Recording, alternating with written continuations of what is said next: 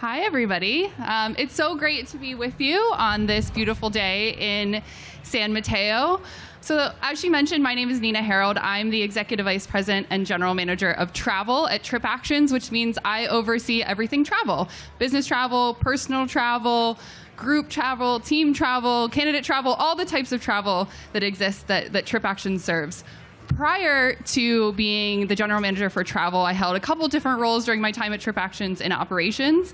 And most recently, I was actually our chief product officer. And if I rewind the clocks, before I joined TripActions, I was actually at Uber for 4 years, where I focused on product operations and logistics and how do you scale a driver application globally and make it relevant for drivers all around the world. Before I really dive in today, I want to talk a little bit about TripActions for those of you who may not be as familiar with our company. We're a late-stage growth company. We're valued at $7.25 billion. We have about 8,000 customers globally, and those customers span from large enterprise companies that a lot of you have likely heard of, Adobe, Heineken, Netflix, to some smaller, early stage and scale-up companies that are here with us today. We have Carta, we have Loom, we have Notion, Patreon, many, many others where you walk around and see the booths. So reflecting on my time at TripActions and really the past 7 years that the company has been around, I think the question really is, how have we scaled? How have we built a product that resonates for companies of all sizes, companies in all industries, and companies all around the world? The answer is actually fairly simple, but the execution is far harder, which is what I'm here to talk to you a little bit about today. Forgot to skip my slide forward, so in case you're interested in all these personal pictures about me, here you go. But that's not what we're here to talk about today. So it's no secret that startups that resonate most have identified an unfulfilled need or an unresolved pain point and built a solution for that disrupts the legacy market. If we think about some consumer brands that have done this really well, Netflix is an obvious one, right? They brought streaming into your home. You no longer needed to rewind videotapes, for those of you who remember videotapes, or worry about returning those scratched DVDs via the mail. They brought streaming right into your living room. When you think about Amazon, they deliver goods and now services to your front door. Used to be within weeks, then it was in days, now it's really within hours. And you think about Uber and Lyft, they brought a ride to you with the touch of a button. And there's a lot that B2B companies and SaaS companies can actually learn from these consumer-facing companies. It's no secret that employees today expect the same level of instant gratification and convenience from their B2B software that they do in their personal life. But so the best B2B companies kind of take it even further than just solving the needs for the company or for the customer. They think about those end user needs. And that's really what I want to talk about today. But first, let's actually back up and talk a little bit about how you find your niche in a legacy industry. When TripActions was founded 7 years ago, we realized that the legacy model in travel management actually largely focused on the company or the customer. The TMCs were focused on providing policy and visibility for the company, but it often came at the expense of the end user experience. They weren't focused on the traveler. And what this actually led to is a traveler experience that was quite painful and a very clunky to use tool. Often if a tool existed to bring bookings and travel management online, travelers weren't using it. So this ultimately led to leakage in a travel program, less visibility for the travel manager, less visibility for the company. So ultimately, the problem that they originally set out to solve was just being made worse. And I think this is a common theme and why we're all here today disrupting different industries. You can set out to solve a problem, but as technology advances, sometimes the solution that was built is obsolete, or sometimes companies kind of lose the plot altogether and forget about the original problem they were solving. So at TripActions, in the travel space and in the expense space, we actually flip this on its head, right? We focus on the end user, the traveler, the spender, versus focusing on the company. And by focusing on that end user, we're actually able to get them to adopt, use the tool, and therefore also serve the company needs. So just to put a finer point on the problem and the space that we were solving, for every 100 trips that happen, it costs employees 200 hours. That's 100 hours of booking and managing their trip, and it's 100 hours of managing and submitting their expense reports. So not only is this an extremely frustrating user experience, but it's also costing the company money. It's costing the company nearly $11,000 for those 100 trips are happening just in managing them alone. That's not to mention the time that employees are spending away from doing their actual job that's adding value. I'm sure everybody sitting in the audience has either gone through a similar exercise or is going through that exercise currently to evaluate what is the pain point that you want to solve in what industry. So you've convinced a VC that it's a pain point worth solving. You've raised money, you've brought employees to your cause, and you likely have a core product offering that's out there in the market.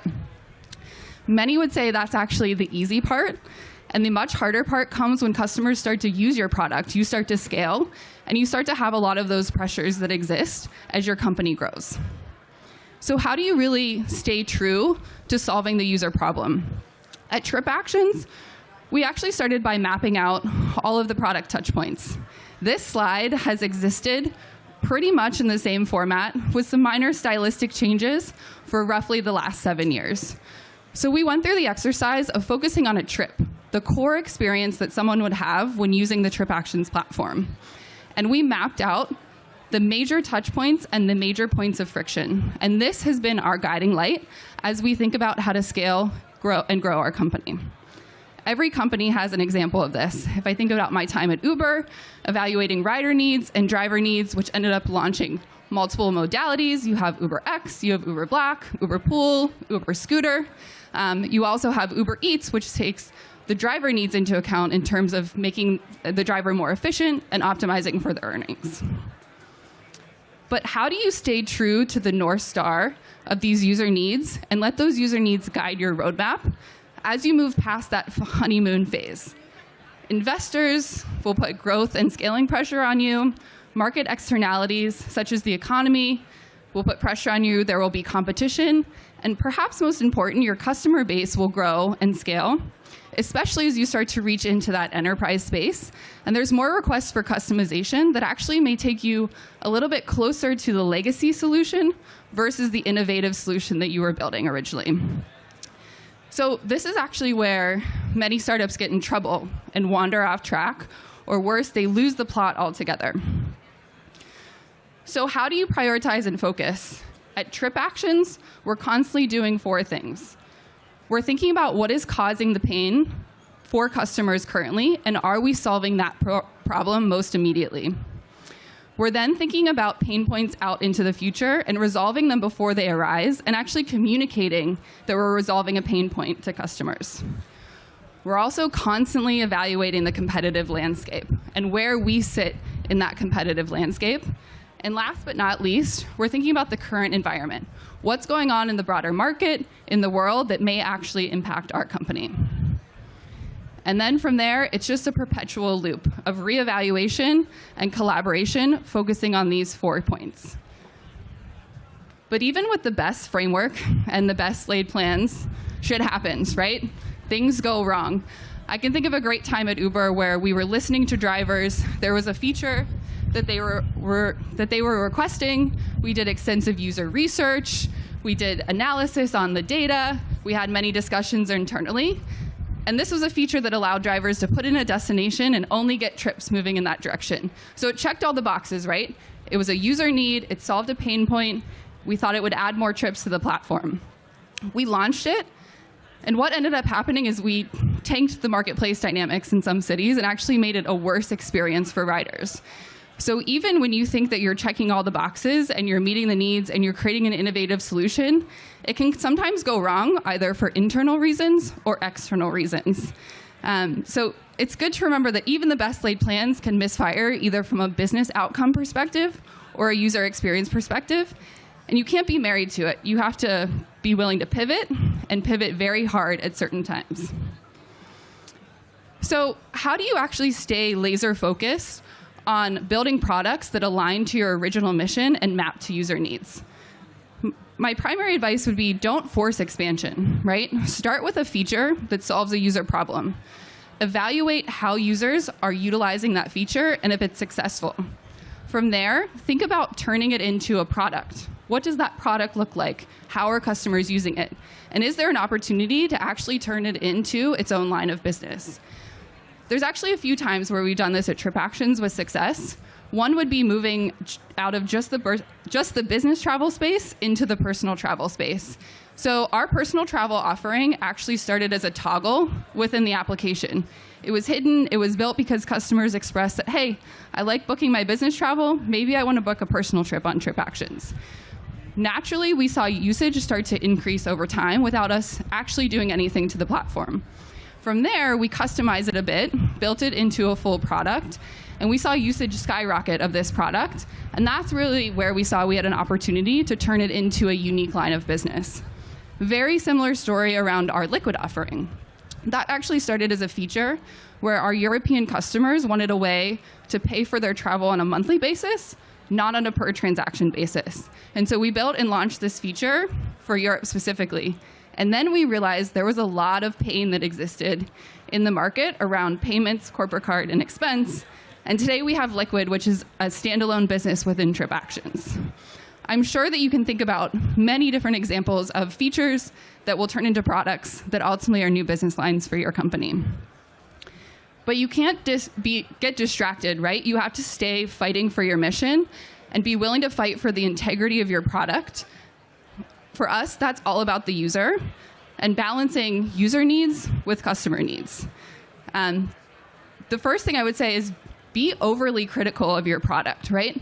Don't settle. Don't assume that the solution you've built is a solution that's going to continue to solve the problem into the future. And be very aware of the tension that exists between customers and your product as customers start to utilize your features. These are hard things to balance, but if you're able to do it, ultimately you will have happy employees, which are happy users.